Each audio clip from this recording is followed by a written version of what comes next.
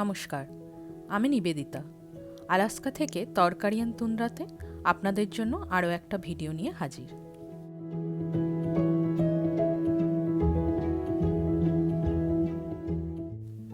আলাস্কায় গ্রীষ্মের শেষে আর শরতের শুরুতে নানা রকমের বন্য বেরি পাওয়া যায়। এই যেমন ধরুন ক্র্যানবেরি, ব্লুবেরি, রাস্পবেরি এই ধরনের। লাল, বেগুনি, নীল রঙের এই ছোট ছোট ফলগুলো সত্যি এখানকার একটা সৌন্দর্য। আমেরিকায় থ্যাঙ্কসগিভিংয়ে ক্র্যানবেরি সস বা জ্যাম খুবই জনপ্রিয়, তাই আমিও থ্যাঙ্কসগিভিংয়ে বানালাম ক্র্যানবেরি জ্যাম। এটা সাধারণত এখানে টার্কি বা বেকড চিকেনের সঙ্গে খাওয়া হয়। একটু টক আর মিষ্টি স্বাদ পুরো মেনুটাকে ব্যালেন্স করে। অনেকেই আবার ব্রেড, টোস্ট বা ডেজার্টের সঙ্গেও এই ক্র্যানবেরি জ্যাম খেতে ভালোবাসে।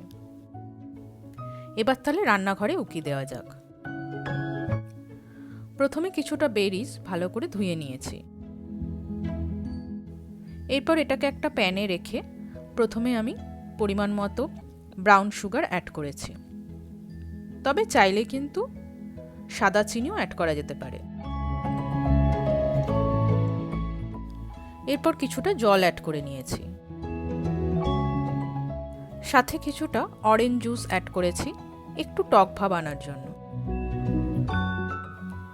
এরপর এক টুকরো দারচিনি আর একদম অল্প একটু নুন অ্যাড করে নিয়েছি। এরপর এই সব কিছুকে ভালো করে মিক্স করে নিয়েছি।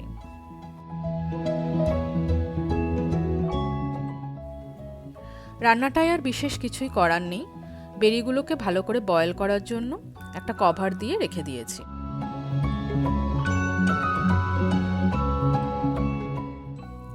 এরপর মাঝে মাঝে ঢাকা খুলে একটু নাড়াচাড়া করে নিয়েছি। কিছুক্ষণ ফুটে যাওয়ার পর অল্প একটু অরেঞ্জ জেস্ট অ্যাড করেছি।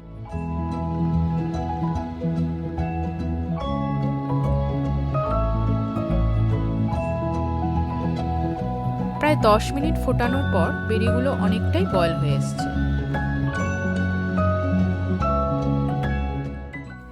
এভাবে আরও কিছুক্ষণ ফোটানোর পর বেশ সুন্দর একটা কালার আর থিকনেস চলে এসছে। এটাকে কিছুক্ষণ ঠান্ডা করে নিলেই রেডি ক্র্যানবেরি জ্যাম। এই ছিল আজকে থ্যাঙ্কসগিভিং স্পেশাল জ্যাম রেসিপি। আজকের ভিডিওটা কেমন লাগলো অবশ্যই কমেন্ট করে জানাবেন। আজকের মতো এতটুকুই। তবে বরফের দেশে গল্প কিন্তু কখনো শেষ নয়। আবার দেখা হবে পরের পর্বে।